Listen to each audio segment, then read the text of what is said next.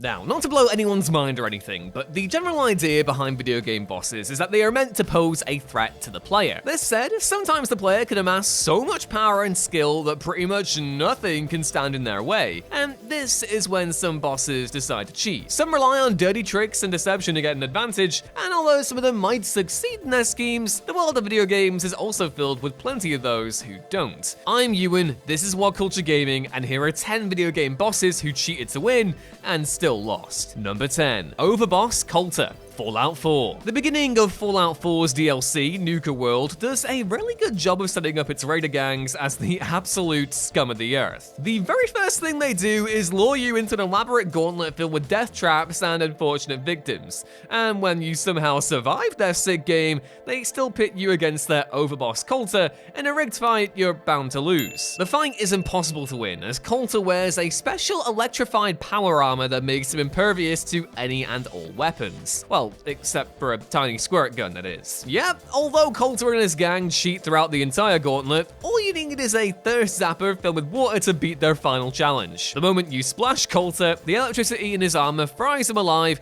and allows you to dish out as much damage as you want. Justice at the barrel of a super soaker is still justice. Number 9. Destroy Man, No More Heroes. The assassins you come up against in No More Heroes are rarely respectable human beings. However, if there is one person who sticks out for being especially despicable, it's definitely the self-styled superhero Destroy Man. Destroy Man is an unhinged sadist who dresses up and pretends to be a superhero during his assassinations. He uses a handful of deadly gadgets and practical effects to make himself look like a psychotic knockoff of Superman, but this said, no amount of smoke and mirrors could hide the fact that Destroy Man is just a lying, cheating scumbag man. Before you even begin your fight with him, Destroy Man tries to kill you several times by using some really bad and cheap tricks. He first asks you to turn around and then immediately attempts to shoot you in the back, and then he zaps you with a lethal electric shock when he shakes your hand for the sake of sportsmanship. The rest of the fight just isn't any better, as Destroy Man keeps running off whenever you're close to getting him, but ultimately, all this cheating is for nothing, as on average, it only takes 4 minutes to take him down. Number 8. Micah Bell, Red Dead Redemption 2. Micah Bell? More like Micah Bellend. God, this guy sucks. I hate him. I have genuinely never felt more rage over the course of a game than having to listen to him snake his way into Dutch's plans and then mock Arthur for having a serious medical condition. Absolute menace of a man. His fate was too lenient, if you ask me. The list of all the ways in which Micah cheats his way to success is too long to list off here. However, the most noteworthy of his tricks is probably the one that ultimately leads to his demise, his final showdown with John in the epilogue. The final mission of Red Dead Redemption 2 is where all of Micah's lies and manipulations come back to bite him. When John comes to confront him about Arthur's death and his betrayal of Dutch's gang, the two get into a shootout, and soon after, Dutch joins in on the action as well. Dutch is staying with Micah to work with him again, but John's sudden appearance causes a change of heart in him, and instead of teaming up with Micah, Dutch ends up killing him for you. It's a fitting end for that character, even if this guy has me wanting to unleash my inner John Kramer by the time he gets the credits rolling. Number 7. Kirin Jindosh, Dishonored 2. Kirin Jindosh, one of the assassination targets in Dishonored 2, is a brilliant but self-absorbed scientist who never fails to remind you that he's better than you and that you are, at best, a filthy oxygen thief wasting his precious time and resources. As you might expect, a man with this kind of personality is kind of prone to playing dirty. And indeed, when you visit Kirin in his mansion, he uses his ingenuity to turn his dwelling into a death trap that will get rid of the unwanted intruder without him ever having to lift a finger. Those who play Dishonored 2 will know how frustrating it is to walk through his mansion and listen to all those audio files filled with insults, taunts, and plenty of self-aggrandizing comments. However, when you finally get to the end of the line and meet Jindosh face to face, no amount of snarkiness can save him from the humiliation of getting kicked in the groin and then turning into your character's personal knife storage. Number 6. Josie, Lollipop Chainsaw. There are so many questions that can be asked about the villains of Lollipop Chainsaw. Why are they all musically themed? How are they capable of spawning random stuff out of thin air? And why is their final form a Godzilla-sized zombie impersonating Elvis Presley? Thank you very much. Well, perhaps it's better to disregard all these issues and just focus on the fact that every zombie you fight in Lollipop Chainsaw is an evil bastard who deserves a chainsaw to the brain. If you need a quick reminder, look no further than the fourth boss of the game, the funk-themed Zombie Josie. Though most zombies rely on dirty tricks to fight you, Josie does this in the most blatant and wicked manner. He kidnaps Juliet's sister to bait her into coming to his hideout, promising to release her if Juliet manages to defeat him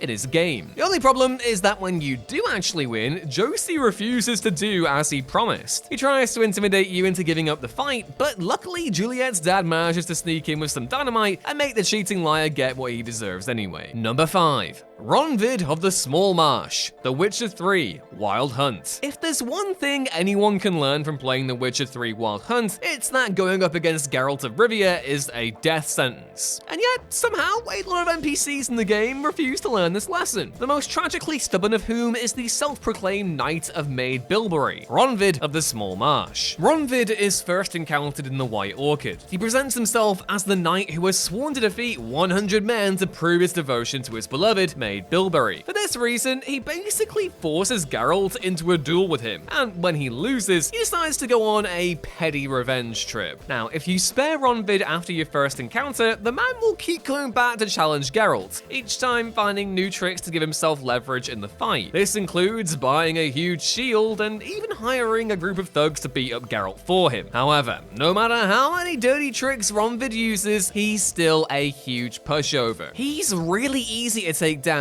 even when he sacrifices all of his honor to prove that he's somehow the bigger man. Number 4. Theodore Teddy Lagerfield Jr., Dead Rising 3. Out of all the psychopaths in Dead Rising 3, Teddy, representing the sin of sloth, probably has it the easiest. The guy spends the entire zombie apocalypse in the basement of his giant mansion, and when it comes to actually fighting, he simply sends out a bunch of military drones to take care of the problem for him. The same thing happens when your character, Nick, arrives at his place. When Teddy realizes that Nick isn't a delivery person, he tries to get rid of him using his murder toys. And although it might seem annoying that the guy doesn't give you a chance to face him in a fair fight, you kind of realize why this is the case when you finally meet him in person. As soon as you enter his room, Teddy panics so much that he gives himself a heart attack and dies on the spot. Turns out that egg sandwich really could have killed you with cholesterol. Number 3. Killbane, Saints Row the Third. Saints Row the Third's cast of antagonists is quite an eclectic bunch. You start off fighting a stereotypical Bond villain, then move on to an emo kid hacker, and finally, the huge luchador mobster himself, Killbane. Serving as the primary antagonist of the second half of the game, Killbane is just as unlikable as he is prone to cheating. The man will do anything to get what he wants, including messing with the rules of his own wrestling competition, Murder Brawl. When the player challenges him for the title of Murder Brawl champion in his personal mission, Killbane decides to even out the odds by sending a legion of his goons into the ring. Luckily, just as no one has any problems with Killbane's reinforcements, no one has any issues when your character brings a chainsaw to the fight. Killbane's men can be turned into perfect bloody bits in no time at all, and then it's just a matter of a few easy QTEs to bring down their boss as well. Number 2. Gary, Bully, Scholarship Edition. Bully's Gary is a pretty detestable human being for constantly tricking and manipulating the people around him. He spends the entirety of the game forcing the protagonist Jimmy to do his dirty bidding, and when he finally gets what he wants, he makes the whole school turn on his friend to get rid of the competition. Even in the final showdown with Jimmy, Gary resorts to cheating by climbing on top of the school building and throwing trash at Jimmy from above. However, as soon as you catch up to him, it becomes very clear that Gary cheats so much because he sucks at pretty much everything else. The actual fist fight with Gary in the final mission of the game is an absolute joke. Without his tricks, Gary can go down with just a few punches. A few very satisfying punches. And number 1, Nitrous Oxide, Crash Team Racing Nitro Fueled. Nitrous Oxide is an alien overlord obsessed with car races and is the final boss of Crash Team Racing. Aside from being an annoying and braggadocious jerk, he's also a terrible cheat, as in he's really terrible at cheating. Oxide is the only boss in the game who begins the race with you before the green light appears on the screen, allowing him to get a head start before you can even move your vehicle. Seriously, even Pinstripe, a literal mafia boss, doesn't swoop that low. But And if this somehow wasn't enough of a reason to hate Oxide, he also has unlimited access to all of the weapons of the previous bosses and makes sure to abuse this power. You'd think the guy who's willing to implement so many cheats into his strategy would at least pose a bit of a threat. But to be perfectly honest, he simply doesn't. Because he's only really a problem when you're behind him and his arsenal of weapons, all it takes is one good item to get ahead of him, and Oxide can't really do much to regain his position.